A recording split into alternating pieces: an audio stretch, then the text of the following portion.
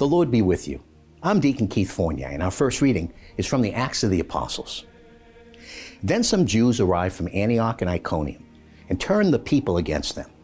They stoned Paul and dragged him outside the town, thinking he was dead. The disciples came crowding round him, but as they did so, he stood up and went back to the town. The next day, he and Barnabas left for Derbe. Having preached the good news in that town and made a considerable number of disciples, they went back through Lystra, Iconium, and Antioch.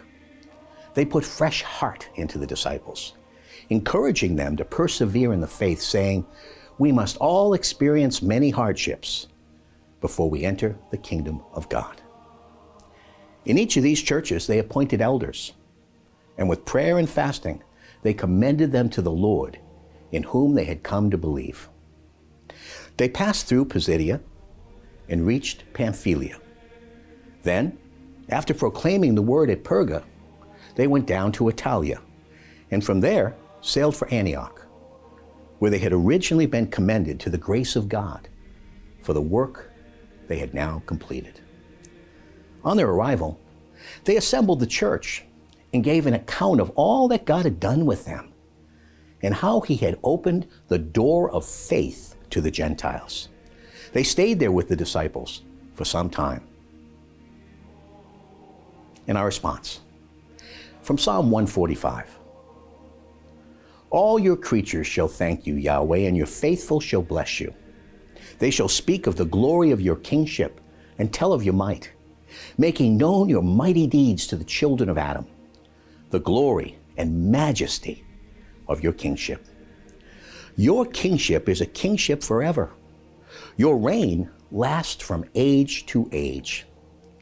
Yahweh is trustworthy in all his words and upright in all his deeds. My mouth shall always praise Yahweh. Let every creature bless his holy name forever and ever. A reading from the Holy Gospel according to St. John. Jesus said, "Peace I bequeath to you, my own peace I give you, a peace which the world cannot give. This is my gift to you. Do not let your hearts be troubled or afraid. You heard me say, I am going away and shall return. If you loved me, you would be glad that I am going to the Father, for the Father is greater than I. I have told you this now before it happens, so that when it does happen, you may believe. I shall not talk to you much longer, because the prince of this world is on his way. He has no power over me, but the world must recognize that I love the Father, and that I act just as the Father commanded. Come now, let us go." The Gospel of the Lord.